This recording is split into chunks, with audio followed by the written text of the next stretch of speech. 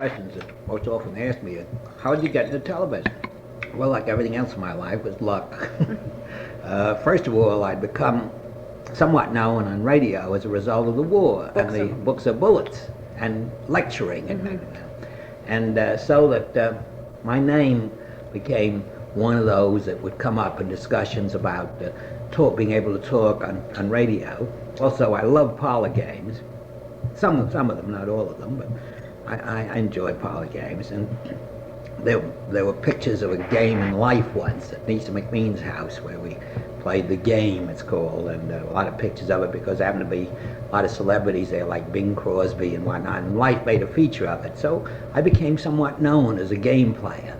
And I had done one or two experimental TV programs down at Grand Central Station when CBS had its first experimental TV station in the third floor of Grand Central Station. And Dick Rogers and Gypsy Rose Lee and I did some kind of a crazy game there once. So at least I had got my toes into it. And one day, a man named Mark Goodson, a name I'd never heard in my life, called up at Random House. And he said, I'm Mark Goodson of Goodson Todman. And I said, hooray for you, what can I do for you?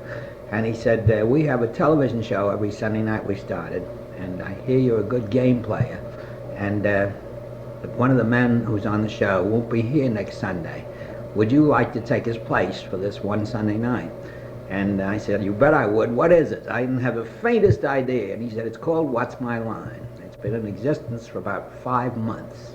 And the sponsor is a man named Dr. Montagnier, who has a product called Stop-It, which is one of those 966 underarm sprays, you know, that we've discovered in television that we all have bad odors, you know. Television has proved it. I've always said that American people have bad breaths, bad dentures, terrible underarm odors, smells all over the place, bad stomachs, flat feet, dirty sinks. Everything is awful about them. The only happy people in TV commercials are people who are getting cancer smoking cigarettes. You know? But anyway, this was the sponsor. I never heard of Dr. Montagnier. I'd never heard of Stop It.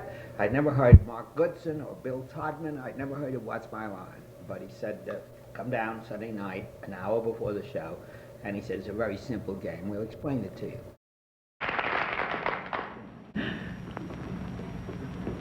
Yes, it's What's My Line, where the experts are asked to guess the occupations of real people. And now let's meet our lineup of well-known personalities whose lines you probably already know. First, the well-known Broadway columnist of the New York Journal-American, Miss Dorothy Kilgallen. And on my left, the noted American poet and anthologist, Mr. Louis Untermeyer. And seated next to me, as usual, I'm happy to say, that fine actress, Arlene Francis. Why? And on my left, our guest panelist tonight, the famous publisher and columnist, Mr. Bennett Cerf. And on my left is the famous news analyst and the moderator and master of ceremonies of this program, Mr. John Daly. Thank you. Good evening, ladies and gentlemen. Welcome to What's My Line, presented by Stop It. Once again tonight, we're going to put our cameras close up on a few people from some varied and perhaps unexpected occupations, all of them here to give our members on the panel a run for the money.